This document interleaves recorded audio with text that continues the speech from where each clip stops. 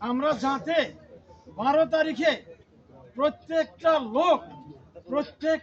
লোক এক একজনে অন্তত 100 ভোট করে সংগ্রহ করার ক্ষমতা আমরা রাখি ইনশাআল্লাহ।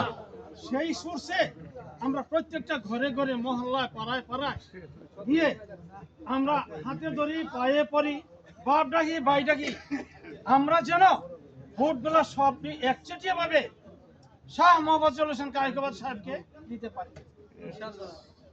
শাহ মোহাম্মদ হোসেন কায়কোবাদ সেই সোর্স আমাদের ভাগিনা, কিন্তু রাজনৈতিক ভাবে দাদা ভাই ডাকে।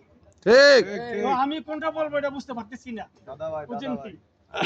তো ওনাকে যেন আমরা 12 তারিখে ফুলের মালাটা 12 তারিখের সন্ধ্যা গণাইয়া না আসার আগেই যেন ফুলের মালা দেওয়ার মতো পরিবেশ সৃষ্টি করতে পারি, সেই সত্যে আমরা ইনশাআল্লাহ এগিয়ে যাব।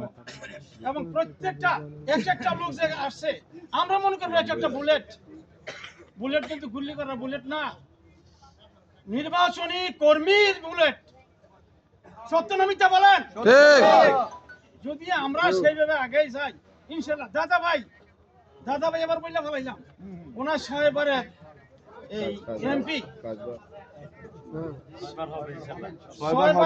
আমরা সামনে করবো, এটা আমি বইলা বলাইছি একবার।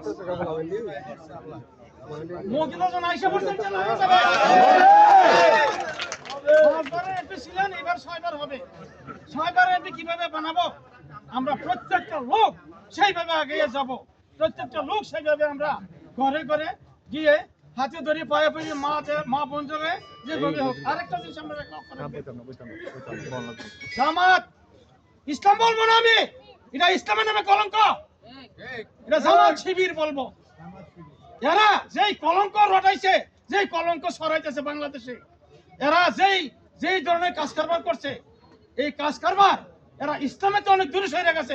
এরা যারা ইসলাম বলে তারাও ইসলামের তো দূরে সরে গেছে। এরা ইসলাম বলবো না, এরা ইসলামের নামে কলঙ্ক।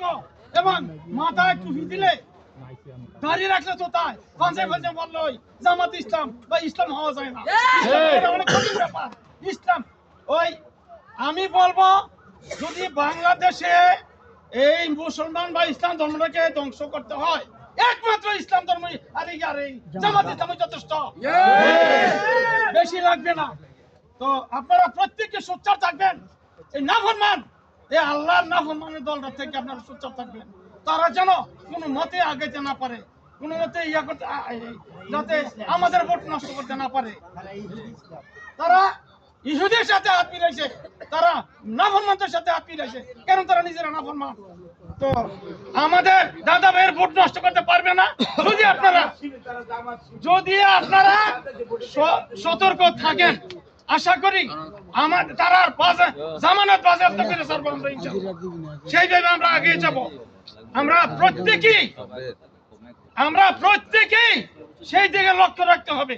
আর 12 তারিখ কয়দিন রয়েছে? 4-5 দিন রয়েছে,